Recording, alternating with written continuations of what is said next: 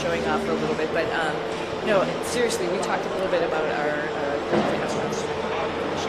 folks that are getting us back in shape, and every day feeling better and better. It's pretty much a miracle to see how your human body can adapt. I mean, the first day we got back, when all of us came down the ladder and greeted everybody, it was we were all a little bit wobbly at that time, and it's amazing within 24 hours how the nervous system kicks in. And then the agility and the weightlifting that occurs in the next week, that makes you feel good enough to actually, like I mentioned, go out, run, actually lift weights, get in there, do squats and deadlifts and stuff already. That's pretty incredible. So I knew it was going to happen. We all knew it. We've all flown before. We all knew that there's just this little bit of a hump to get over, and then you can get back on it. Do a couple races in the springtime. Their message is, like I said when I started, it takes a team. It takes a team of motivated and passionate individuals. We don't have a human spaceflight program. We don't have folks sitting up here in blue suit without the massive team that's making it all happen. We get to ride the pointy end of the rocket. It is wonderful. We get to go to the space station. We're the arms and the eyes for PIs here on Earth. They're the ones that are doing the hard work. We're just setting up and doing the switching and changing. So it takes a team, and I would say any part of this team is a great and wonderful place to be. And because we're proud of all of them, because we don't have it. Our next question is from Marcia Smith with Space Policy Online. Thanks so much for taking my question. Butch, you mentioned that you were going to be meeting with the Boeing leadership to talk about Starliner. And I'm wondering, are you surprised that after all these months, I mean, it's been almost, 7 months since Starliner landed, that they still haven't resolved all these problems? And will you and Sunny be assigned to work with them over these next many months getting Starliner ready? So a couple of questions there. Am I surprised? I'm not surprised. I mean, this, like we've said it several times again, human spaceflight is hard. It's not that no work has been done to this point. There's a great deal of work being done. But we have insight that not many other people have. We worked this program for 6 years before we launched. We talk to everyone up and down the chain of command. And we have insight that other people don't have.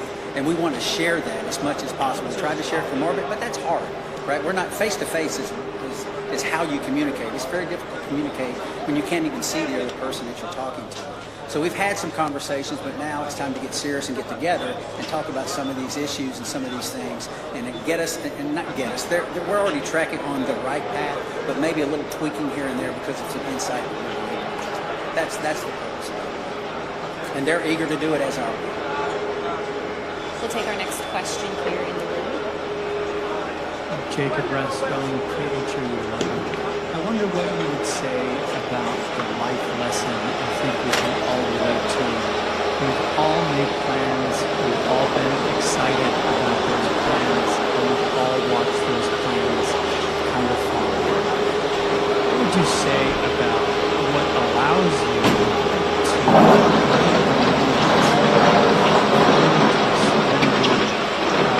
or maybe you did it internally. But what would you say about that life lesson you think we can all relate to?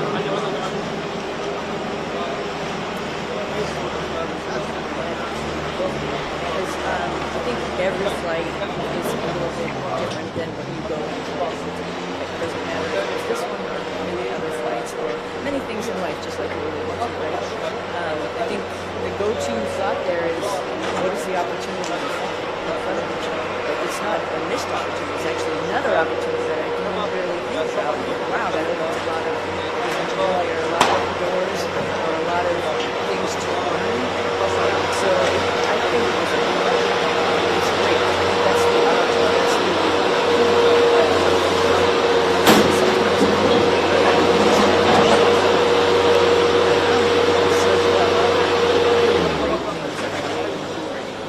And then just take advantage of it. Wherever you are.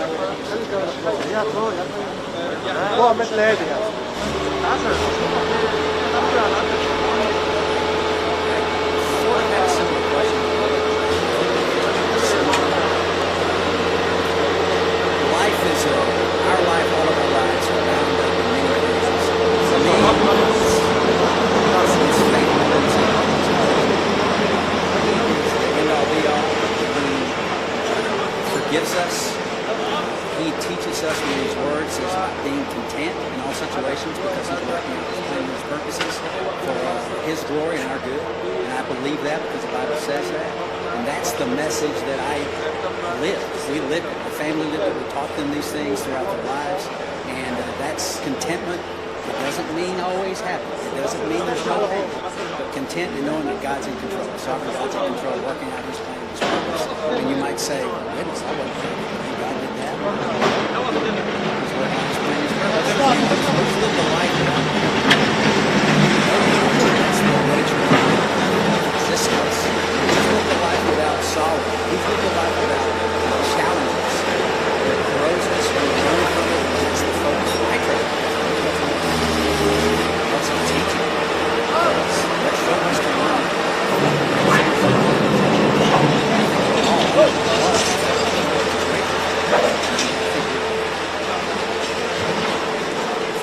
Questions here, please be sure to raise your hand and we'll get everything over to you. In the meantime, we'll head over to the phone bridge to Josh with space.com.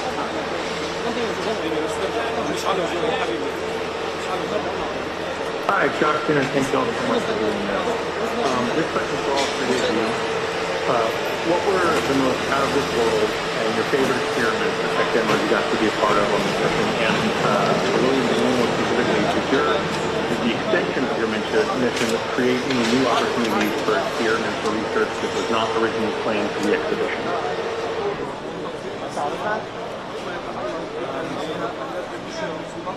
So while I was up there, we performed about 150 different experiments. Of those, the ones that you know the most about are the ones where you end up being the guinea pigs in the experiment. So there was about a dozen different experiments where we were doing things to me and seeing how my body adapted. Whether that was a vascular aging experiment where we're measuring how stiff my arteries get because life in space tends to manifest itself as accelerated aging, and so we can better understand how the human body responds to that and hopefully provide some treatments on the ground to help with problems that as you get older you encounter. How our immune system works. Did a whole study on the immune system and how my body was responding. Life on orbit tends to suppress the immune system. Why does that happen? And we're trying to understand that so that we can help design better treatments on the ground, but also understand how we can support crews that go deeper into space on longer missions. Probably one of the most shocking experiments.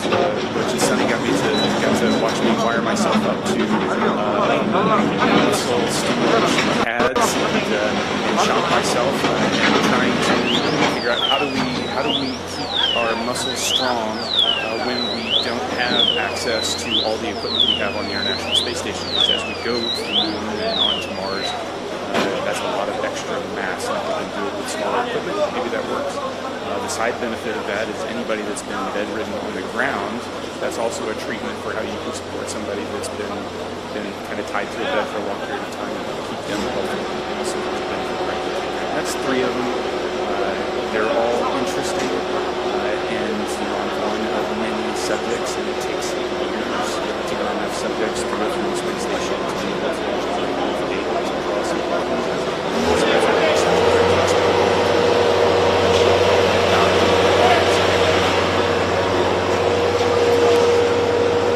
There's some medications on Earth that work well with a certain age group. The same medication doesn't work so well. So it's a capillary flow experiment to try to understand how that medication is flowing through our bodies. And maybe there's something we can figure out as to why those things are trying to figure out. That's very beneficial, obviously. It may benefit some of our families.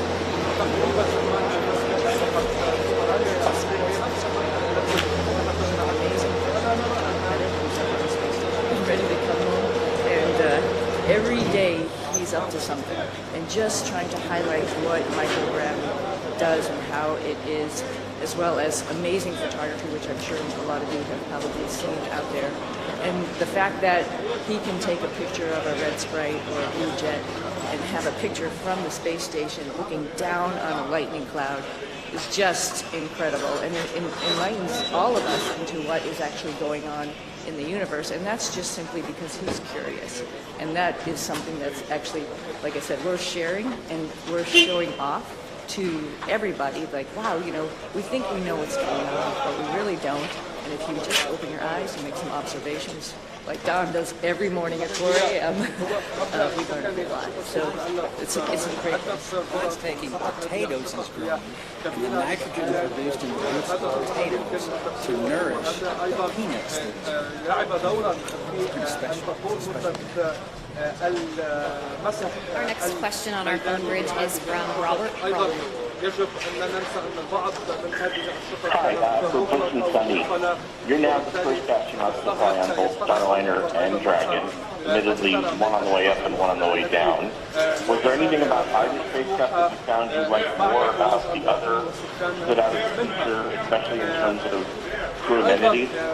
ساهم أكثر في عمليات أو في صعوبة عمليات المسح هي ما يتعلق بطرق الإسعاف، هي ما يتعلق تحديدا بالظلام الذي كان يسيطر على المنطقة You know, they're both خصوصا أن الأمطار unique and they ممكن both عند have their والنصف تقريبا فجرا حيث do the same thing, but I think what's really cool is give a problem to two different people and see how they solve it. Starliner is a really awesome spacecraft, like what you mentioned, with the integration of manual control as well as automation, as well as its vision systems. Dragon is a very comfortable spacecraft that tells you what it's doing, which is very nice versus having to interpret displays as we have done throughout the space programs with shuttle. So they're both different, they're both unique, they both have their place in history. Very honored to have had that opportunity to see both of them up close and personal and ride them both. I don't know if I have a preference, honestly. They're both great for different reasons. Our next question on the phone bridge is from David Kirk. Thank you very much. Butch, you mentioned lessons learned. Sunny, you mentioned earlier about the ability of the Starliner. When you meet with Boeing, what is the overarching message you'll deliver to the company? We don't have enough time to go into all that. If you understand the spacecraft that we have now, we got Dragon, we have Orion, and we have Starliner. In my opinion, Starliner has the most capability when you think about its ability to maneuver automatically, you think about its ability to maneuver manually in all phases of flight, and then we have a mode, if those modes have failure modes, we have a backup mode where we can go directly from controllers to the reaction control system jets and maneuver the spacecraft. There's no spacecraft that has all of this capability. I mean, I jokingly said a couple of times before we launched that I could literally do a barrel roll over the top of the space station. I wouldn't want to do that, but you can in this spacecraft. It is very, very capable. If we can figure out a couple of very important primary issues with the thrusters and the helium system, Starliner is ready to go. We have to do some tests. We have to do some integrated tests. We have to bring it all together in a process of qualification that is not going to happen overnight, but it has to take place. And Starliner will be right in line with the number of missions that Dragon and affect what it is designed to do. That's ferry crews to and from the International Space Station and cargo. And I think that very quickly we can get on that track, and that's part of the discussions that we'll have. Our next question is from Carolyn with Fortune Magazine. Hello, thank you, and welcome home. Can you share maybe any special times or conversations you've had with family or friends since you've been home?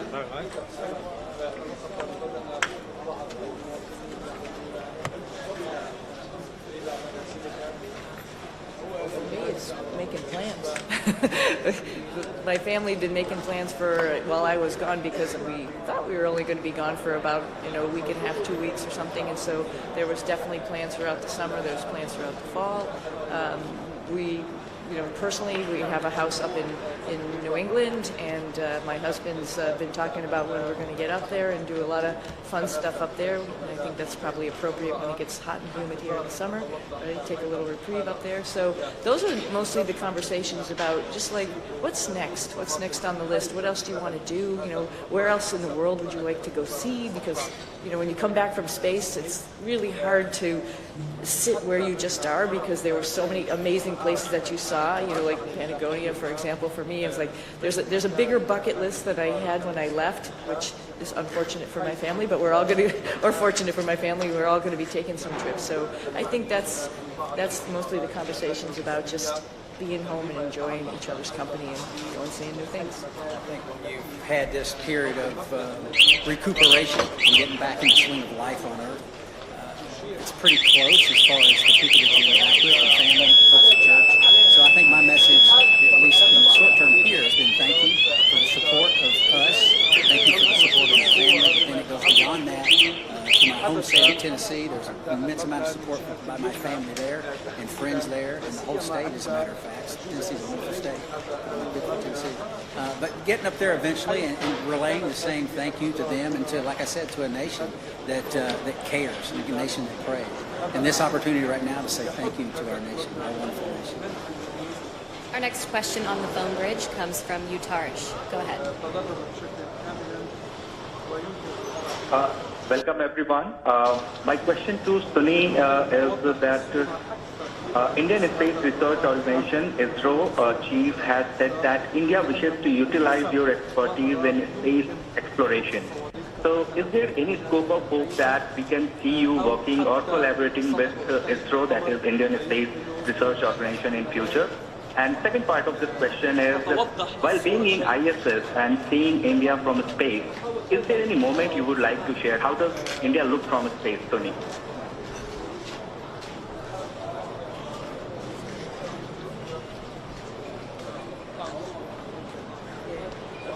Let me address the second question real quickly. India is amazing. Every time we went over the Himalayas, and I'll tell you, Butch got some incredible pictures of the Himalayas. It's just amazing.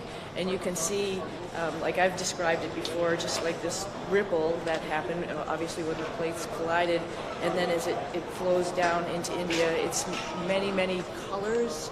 I think when you come from the east going into like Gujarat and Mumbai, the fishing fleet that's off the coast there gives you a little bit of a beacon that here we come. And then all throughout India, I think the impression I had was it was just like this network of lights from the bigger cities going down through the smaller cities. Just incredible to look at night as well as during the day, highlighted, of course, by the Himalayas, which is just incredible as a forefront going down into India.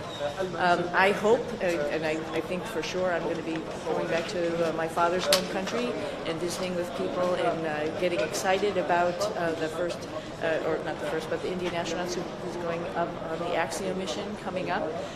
Pretty awesome. They'll have a hometown hero there of their own that will be able to talk about how wonderful the International Space Station is from his perspective.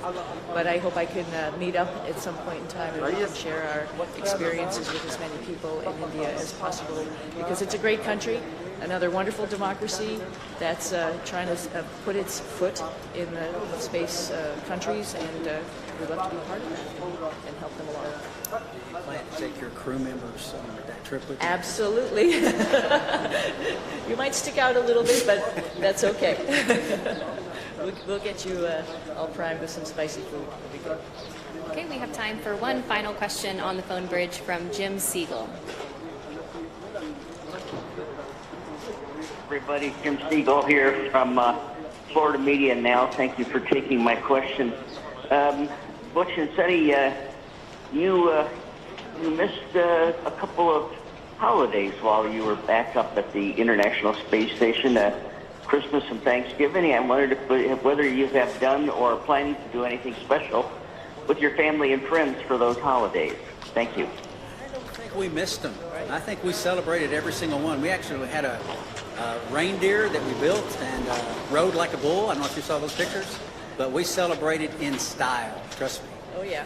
And Nick was great because he came up anticipating that we were all going to obviously be there for those holidays. So he was like Santa Claus, had his little bag of goodies for all of us, and it was pretty awesome to have the holidays up there. It's pretty unique, and not many of us get to do that. So it's But this holiday special, season will be special. All right, that's all the time we have for today. Thank you for joining in on our news conference today, and thank you for your continued interest in NASA's SpaceX Crew 9 mission. We'll see you next time.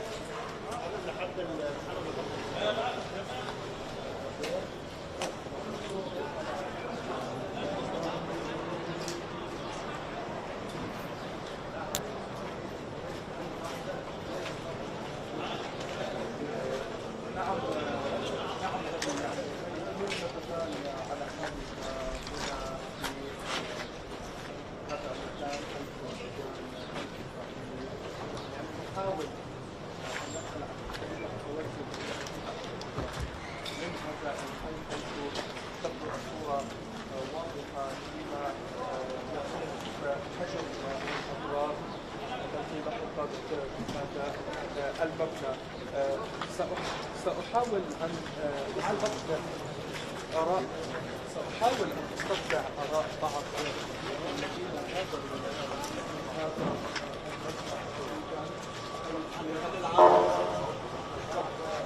For our Crew 9 news conference today, we are joined today here in person with our Crew 9 astronauts Nick Hague, Sunny Williams, and Butch Wilmore.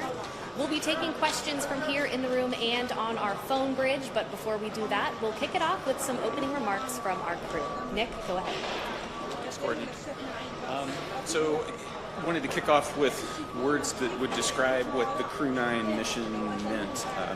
And I think ultimately it's unique, like every spaceflight mission tends to be, and you don't know exactly how they're going to play out. But I think that the Crew 9 mission, when it comes to it, it highlights to me safety and the importance of the mission and the balance of those two. As you all know, back in the fall, NASA was balancing the safe return of Sunny and Butch with the need to continue the mission, which has been going on board the space station for 2.5 decades, up there performing research for the benefit of humanity. And so there was a decision made to send Alex and I up with the empty seats and integrate Butch and Sunny into the crew and then bring them back at the end of the long-duration spaceflight mission. And so we sit here today, minus Alex, who's recuperating in Russia right now, with friends and family, thankfully. And we sit here as a testament to the success of that mission. So I look forward to answering your questions. Alex for coming up and getting us and bringing us home, and thanks to so many who prepared us for our mission. The commercial crew program with NASA and Boeing, as well as SpaceX. really got us ready to go. All of the trainers here at Johnson Space Center, the mission control teams all over the country, from Florida to California, so throughout the whole country, as well as what we're doing now. Our teams here are getting us ready to get refab and get ready to take on new challenges. So feeling good since we've been back almost 2 weeks now. Actually went out and ran 3 miles yesterday, so I will give myself a little pat on the back. Our trainers are rocking it and getting us ready to get back to help out with our new astronauts as they're getting ready for their mission. So the biggest thing I want to say is Let me start off with an analogy, a sports analogy. This very difficult job that we take part in, it's a team sport. It encompasses organizations throughout NASA, throughout the country, coming together. The Commercial Crew Program, headquarters, the International Space Station program, working together day in and day out behind the scenes, diligently to make all of this work together. And then you couple that with a nation that comes together and cares about the human spaceflight program and prays for us and what's taking place. It goes beyond understanding, honestly. And then this organization also is incorporated into an international organization that reaches beyond our own borders and brings in the world like no other organization on or off the planet. And I can tell you, it's simply a privilege to take part in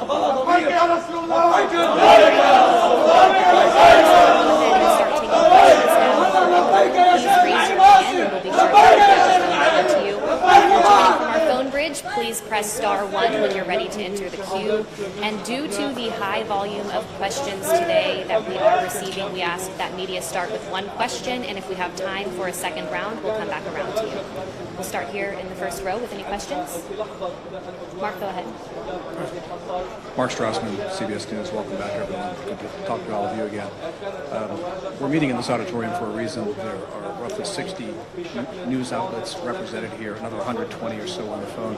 Butch and Sunny, have you been surprised by the continuing and intense interest in your space saga? I would have to say yes, absolutely. It's interesting to go and launch. We knew it was a little bit unique, obviously, the first time flying on a new spacecraft. So yeah, that was interesting.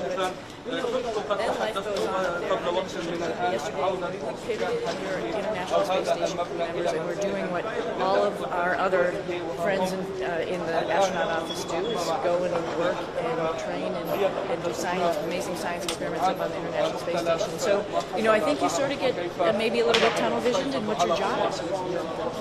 Do your job type of thing, right? And so you're not really aware of what else is going on down here. I hate to say that.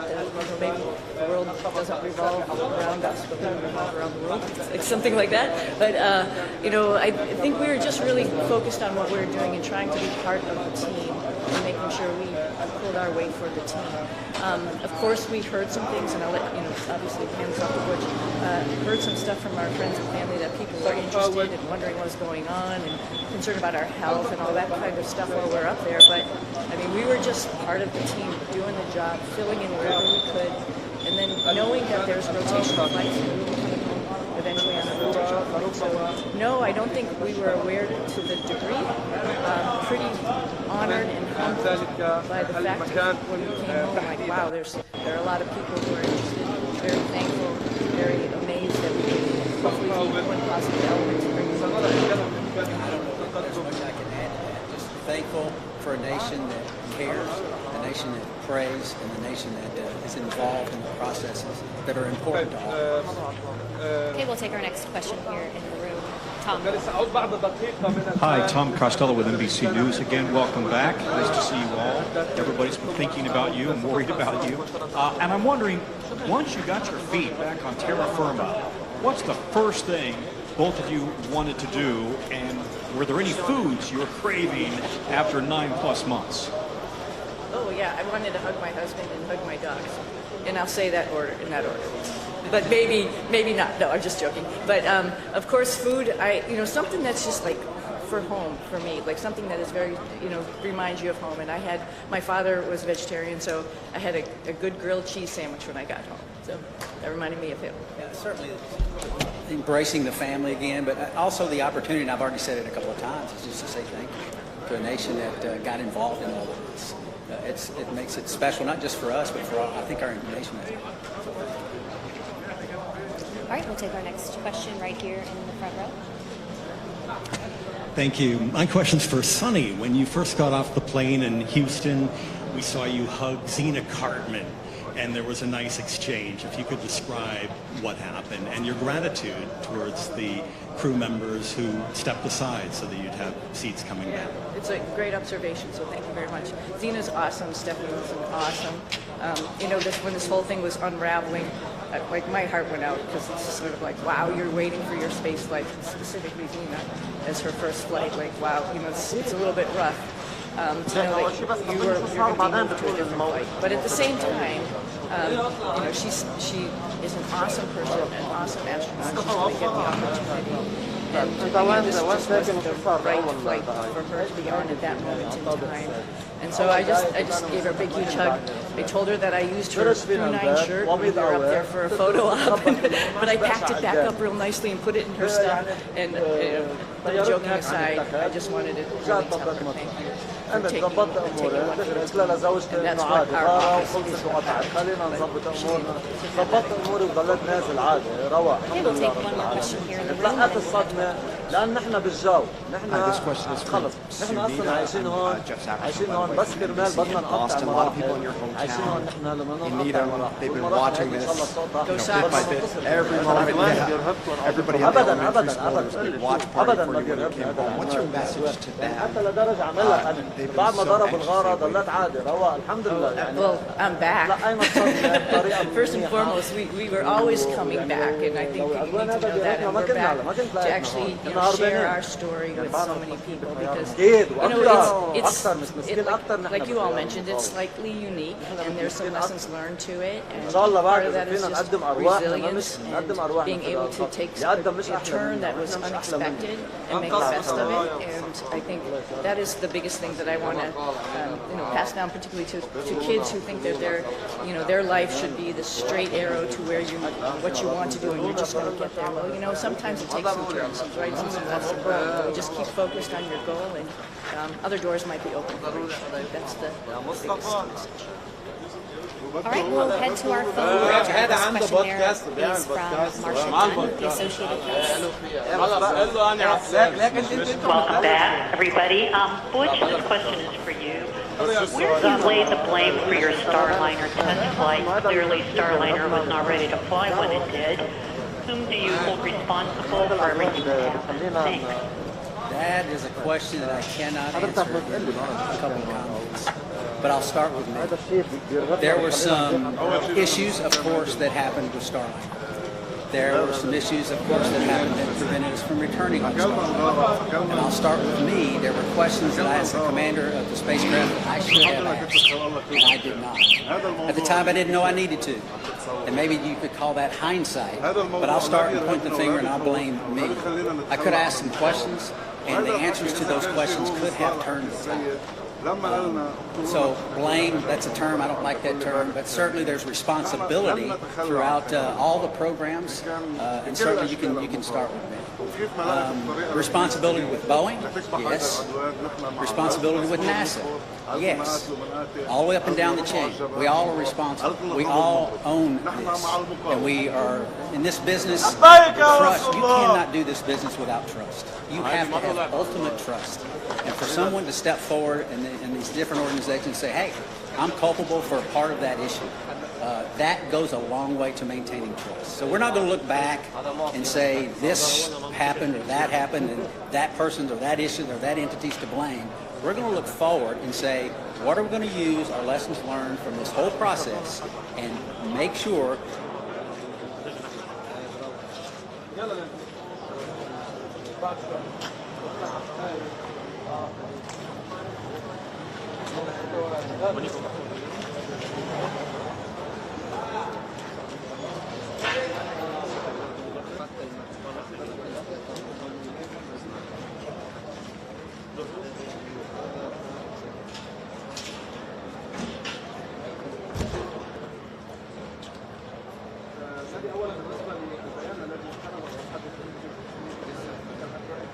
everyone. It's nice seeing everyone return healthy and safe. I have a question for both you, Sunny, and Butch. Given an opportunity, would you guys go up on Starliner again? Yes, because we're going to rectify all the issues that we encounter. We're going to fix it. We're going to make it work. Boeing's completely committed. NASA is completely committed, and with that, I get on. Yeah, I would agree. The spacecraft is really capable. There were a couple things that need to be fixed, like Butch mentioned, and folks are actively working on that. But it is a great spacecraft, and it has a lot of capability that other spacecraft don't have. And to see that thing successful and to be part of that program is phenomenal. Our next question is from Jackie with the Times of London. Yes, hello, and welcome back to Earth. I wondered about the stuck, stranded, marooned narrative, and to what extent were you aware of that narrative playing out around that down here, and has that been frustrating for you to have to address? Thank you.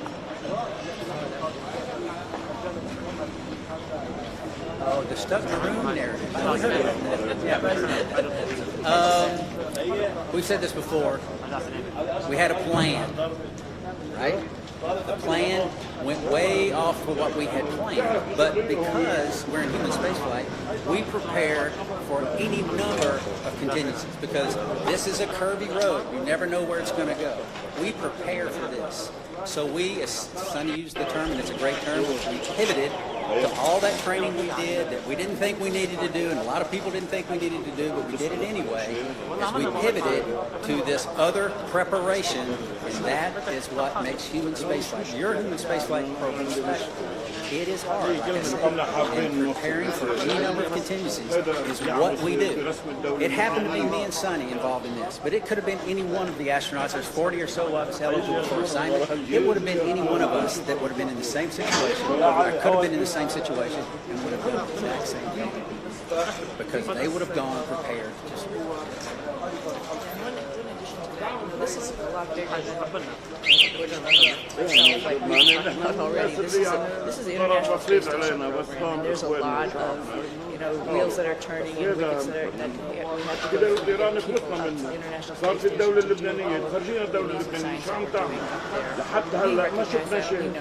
just like everybody else in the astronaut, we came, which is mentioned before, prepared, and we're ready to do that today and be part of that bigger thing that's knowing that everybody on the ground, there's a huge team of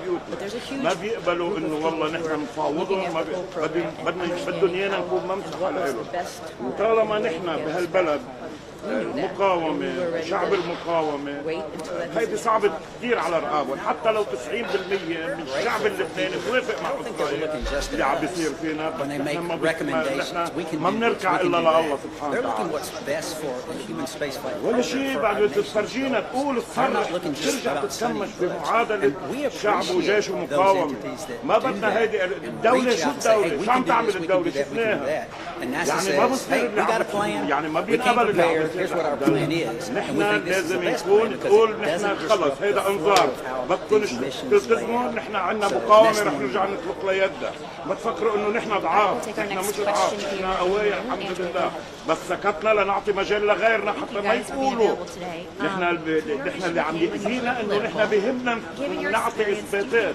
انه تفضلوا اعطيناكم مجال شو طلع من امركم ان كان بالجنوب ولا ببيروت شو بعد في حرة بعد في انه نسواننا ما اخذوهاش شو اللي بعد بدهم ناطرين الدولة اللبنانية؟ ناطرين بالأمم المتحدة شو بده يصير أو عم يستنكروا أو هذاك بيقبض لي $200,000 بالسنة ليخلص بس الآن على الوضع شو عم يفيدونا؟ والله العظيم لو تجمعت الأمة كلها إنه لتلاقي الصغير والكبير والمقمط بالطريق كله حامل سلاح هاي صافي ما بتركع إلا لله. I step back a little bit to the question before. Butch and Sunny talk up here, they make it sound like, well, everybody figured out what they could do with us. The reality is they are highly skilled, very technically competent, and it took everything I had every day to keep up with them as they were evolving. So they were more than just gap fillers on the station. They were productive, pushing the station mission forward. Sonny was the station commander, so she was calling the shots. So you get in that environment, that operational environment. The politics, they don't make it up there.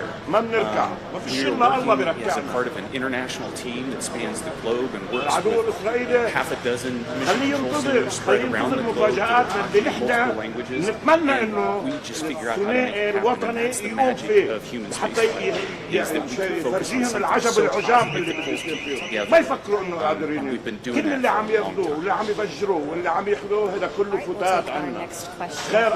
time.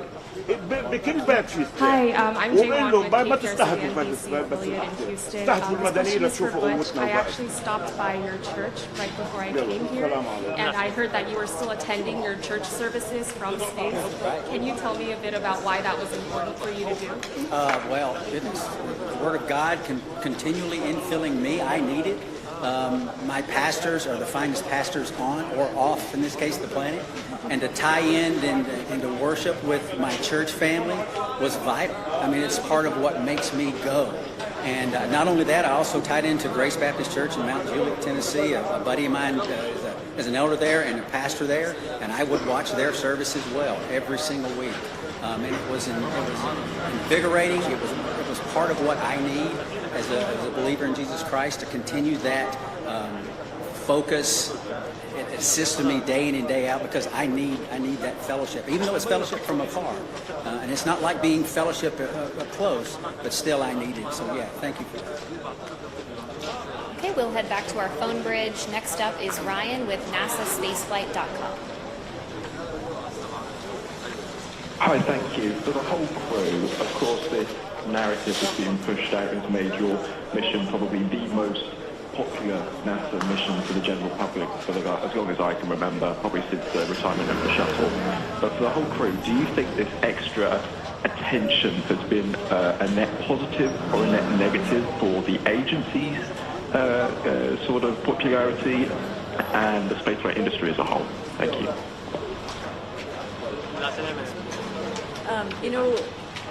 It's, again, an honor that actually people are paying attention. And I'm very thankful that people are paying attention. Sometimes good news, bad news, it's just news, and it's good for space exploration. And that's what we're all about. Our mission, of course, building and working on the International Space Station is just awesome, and we all have the opportunity to do that. But we also have bigger goals of exploring our solar system, going back to home, going out to Mars. And to get people understanding that it is hard, it is difficult, and what we do up there is really awesome. And I think at least that we had a little bit of that came with the interest in this mission. And if we can perpetuate that and tell people a little bit more and have the opportunity, the forum to do that, I'm very thankful for that. All right, our next question is from Nicole with the Canadian Broadcasting Corporation. Hi there. Could you perhaps talk about how difficult it was being away from your friends and family, particularly since you hadn't prepared for this?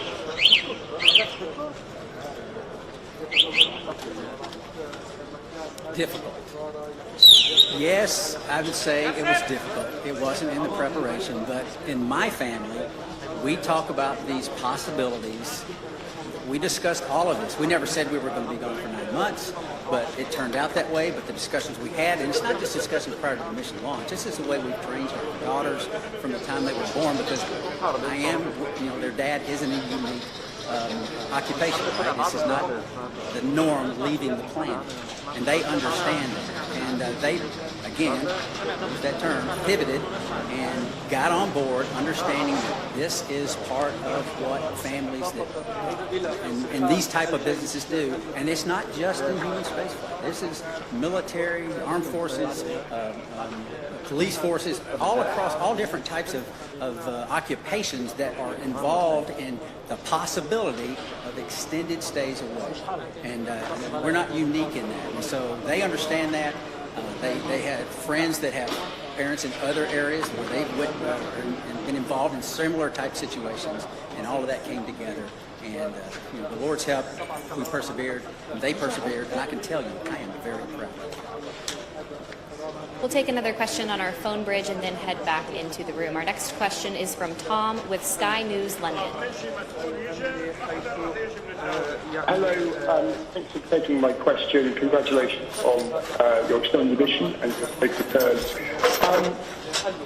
Although the political situation around this is bringing a lot of attention to the International Space Station, some of the statements that were made during your stay up there caused embarrassment to NASA, forced them to make corrections to statements. Now that you're back,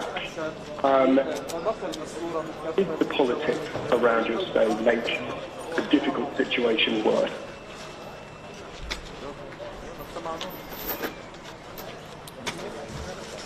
Yeah, you came in you were broken up just a little bit. Could you please try to repeat your question one more time?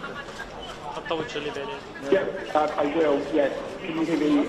I was asking whether, although the political wrangling around your extended stay in space caused a lot of attention to human spaceflight, some of the political statements raised caused embarrassment to make denials about various things that were offered and not offered, and sometimes to your astronaut colleagues. Did the politics around your mission make a difficult situation worse? I talked about how the politics kind of, they don't make it out there when you're trying to operate it. So as the commander of the area was also I can tell you that the entire time up there, I launched with that singular objective.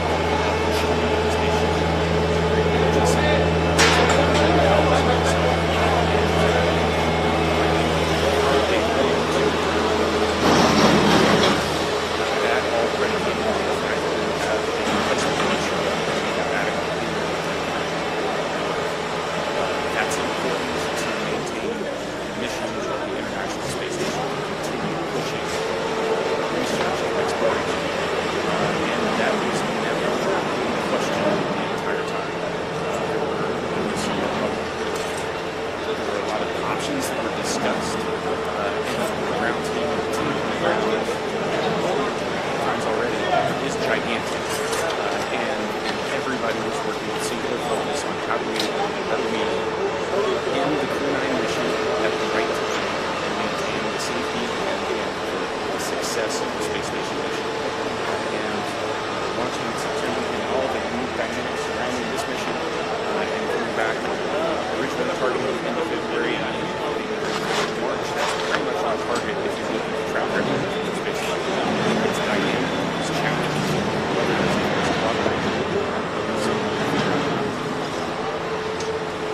We'll take our next question here in the room.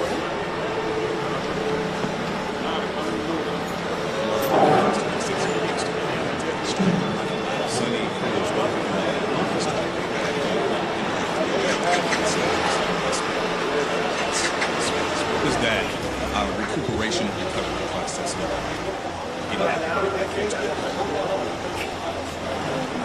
I can tell you, we have a group of astronaut strength conditioning and rehabilitation specialists, and we are directly integrated with them day in and day out. They send us protocols to work out, and I can tell you, I'm not as young as I used to be, but I was stronger on space station, more weight, more reps than I have in my entire life. Because this group of professionals work to get us stronger and stronger, minimize our muscle atrophy, minimize our bone loss. So if we go to the next foreseeable future, that we will be able to function in it's a whole science. This team of individuals that are working to help us better understand human physiology, zero gravity, how we can mitigate the effects of the bone loss and muscle atrophy.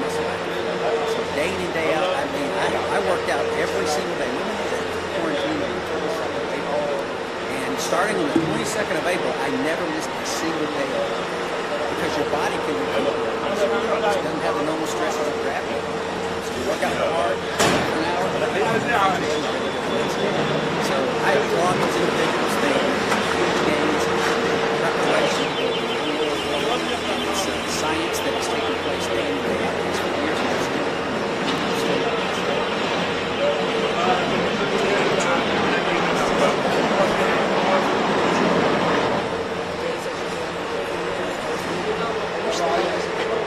But every single day, just like we were saying, you got to get on that machine and work out. And it actually is a really great stress relief to be able to have that time up there and run or bike or lift weights. It's really great. And folks are just talking about nutrition is really everything out for us. And I'm sure that when we get back here, so yeah, it's an adjustment when we get back. They're right with us from day one when we landed, ready to see one, evaluate us, and see how we're doing, and then work on protocol to get us back. And like I said, I sneakily left early yesterday, but that's all it's about. Who would even imagine coming back from 2 years in space, roughly, within a 2 miles of that's not even conceivable. But these folks get us ready.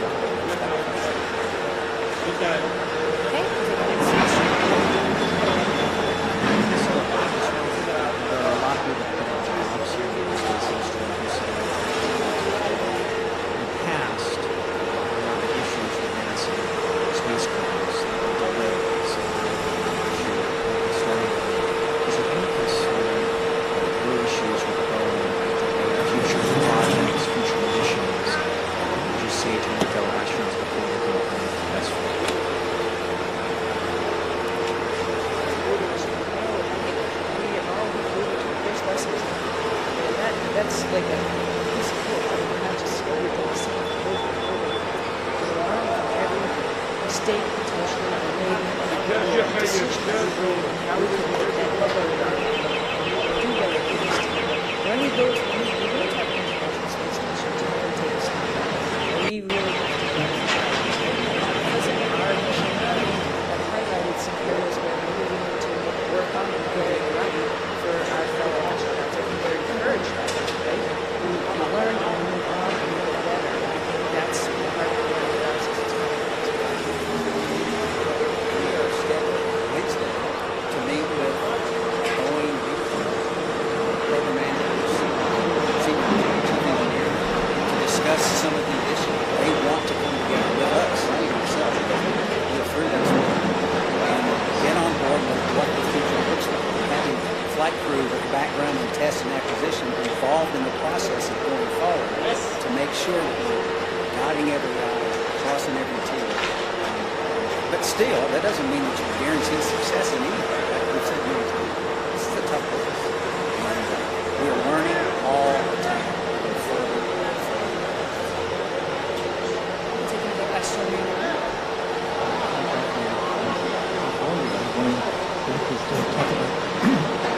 Personal future. There's been a lot of talk about some uncertainty about the future of the space program. Suggestions that ISS should be orbited in a few years, there should be a pivot from the Moon to Mars. How do astronauts feel about these pivots to Mars?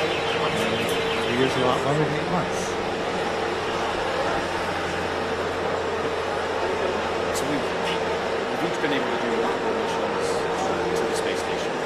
I'll let Butch and Sunny add on to this, but one of the things that I noticed was a dramatic increase in the complexity and just the balance of the experiments that we were conducting this time around on the station. Since 6 years ago when I was last there.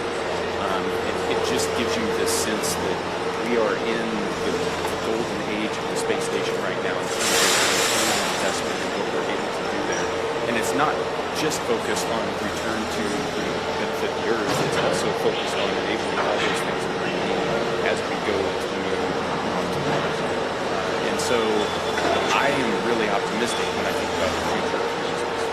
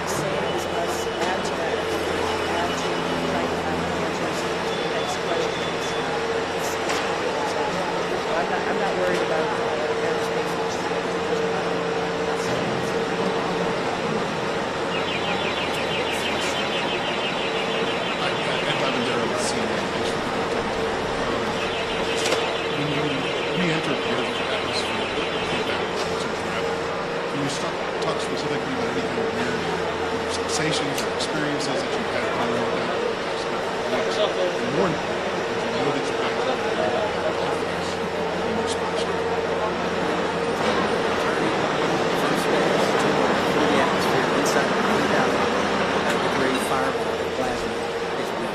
Regardless of how you look at it. It doesn't matter what type. It's thrilling. It's amazing. I remember thinking about the structure of the capsule and the stresses that was ongoing as the drogues came out and the whole capsule started shaking and twisting, and thinking about the stresses taking place. And then the parachutes open up, and I've said many times, there's not a better feeling in air space. The parachutes open and work. And I didn't have the view in front of me. I think the Nick did. He had the view of the camera going right off the top. He said, 3 parachutes. 4 good parachutes. And it's exhilarating because this, again, I can't help because it's within me. This is our national focus, national goals. We don't do this because NASA decides to do this or this or this. This is Congress and everything coming together to affect a human spaceflight program with a purpose. Part of that purpose includes bringing those astronauts back to Earth, and it's a thrilling ride. And satellite. Yeah. Somehow somebody pulled it off.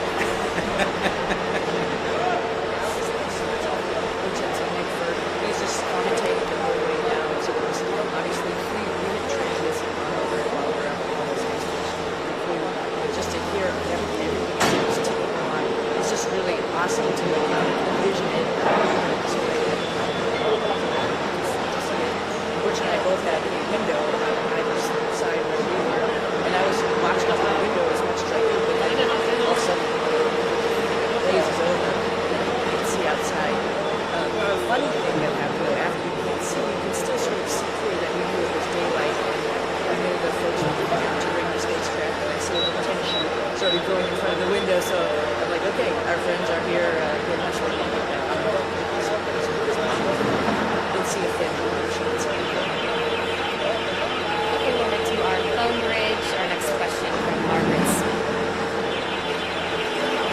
Hi, everyone. This is Margaret Smith from Worcester, Massachusetts. I don't know how we got it. Started it all. Thanks for taking the time today. And my question to both of you is, for those who may or not have been familiar or only can question the need for the space station, can you all make the case for why that work is important?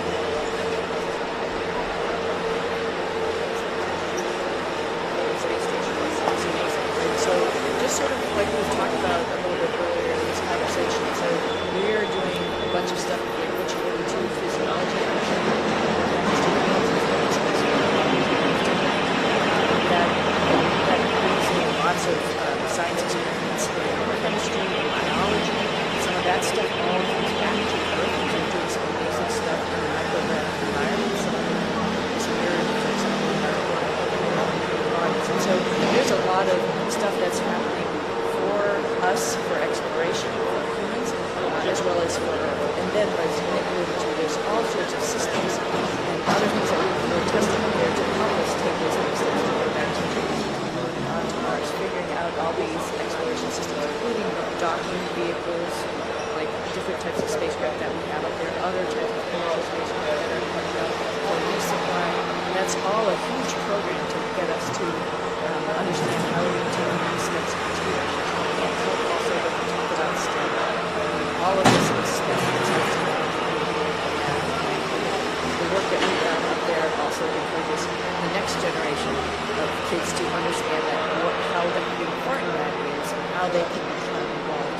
We did lots of experiments up there with kids, universities, and companies, trying out new guidance navigation control algorithms and other kinds of and that's pretty awesome.